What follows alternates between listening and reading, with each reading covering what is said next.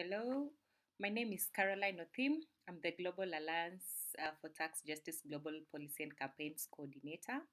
I'm embedded in the Africa region, and I'm happy to be part of this very timely conversation on sustainable domestic financing of education in the post COVID context. I will highlight why tax justice should be part of the solution to financing education and the need for progressive partnerships between the education movement and the tax justice movement. First, it is important to note that in 2015, world leaders committed to free education for all. However, according to UNESCO, a total of 263 million children and youth worldwide are out of school. The pandemic itself has meant that 1.5 billion children are not going to schools. And we are seeing public schools being in the decline in many countries, contributing to the exclusion of the poor and marginalized. Lack of sufficient education funding is a huge problem. If it remains unaddressed, ensuring inclusive and equitable learning for all children by 2030 will not be possible. Development aid for education is good only if it is considered as a complementary and not the main source of financing education. Tax remains the only reliable and sustainable source of finance for education as well as other public services. The need by developing countries to focus their energies on domestic resource mobilization through taxation has further been heightened by the current COVID 19 pandemic. The pandemic has exacerbated inequalities. Zoom classes is the new normal for now, but in many countries, especially in developing countries, that is only for the privileged, as the digital divide is quite huge.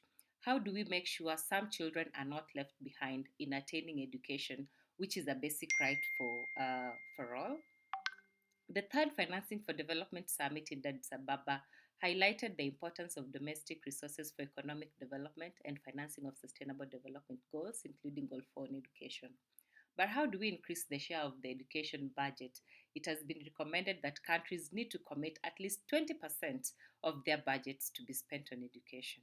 The idea here is that we should not limit the issue to allocation of a certain percentage to education in a given budget.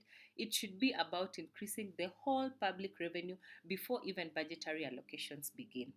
Many of the countries with the biggest education challenges have the lowest tax to GDP ratio, so that even if they spent 20% of their national budget on education, as is widely recommended, it is only 20% of a very small pie. Rather than fight with other social sectors like health, it makes much more sense to work together to increase the overall size of the pie. And that is why what you do through tax justice. One of the key measures of the size of the pie is the tax to GDP ratio. On average, low income countries are at 17% short of what UNCTAD see as the bare minimum of 20%.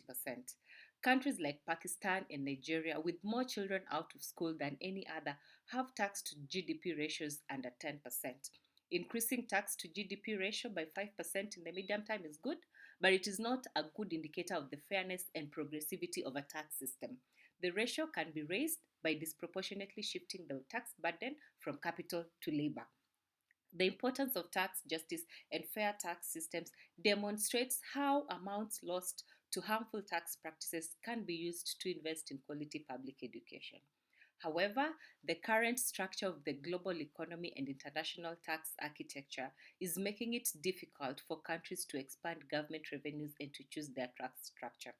For instance, each year developing countries are losing an estimated 138 billion US dollars in tax breaks and around 200 billion US dollars through companies avoiding their taxes altogether. It would only take a fraction of this amount to put all children not currently in school through 12 years of quality education. The elephant in the room is illicit capital flows. IFFs, identified as a key factor undermining domestic resource mobilizations in developing countries. It is a result of flawed global tax and financial systems that operates in an environment characterized by high level of opacity and poor global regulation entrenched through tax havens and secrecy jurisdictions. The Mbeki-led high-level panel report on IFFs estimates that Africa loses up to 50 billion US dollars annually as a result of IFFs, which is double the amount that the continent receives in form of ODA, overseas development assistance, making Africa a net creditor to the world. Imagine what this amount would do if it was used to finance education. Pro reform governments, multilateral institutions, and civil society must work together to overcome the blockage posed by IFFs and other harmful tax practices in order to expand the base and increase the pie going to education sector. The pandemic provides an opportunity for tax movement and the education movement to join together and deepen the campaign for a common struggle for justice in revenue regeneration to fund education. There is no thing as a single issue struggle because we do not live single issue lives. The importance of building coalitions cannot therefore be overemphasized. Example of what Action Aid, the Global Alliance for Tax Justice Network, and our regional partners are doing under the T project, that is the Tax and Education Alliance project. In joint events such as this, where we are able to highlight the linkages between tax justice and education financing. Therefore, it's important for these movements to come together to push for progressive financing for the education sector. Thank you.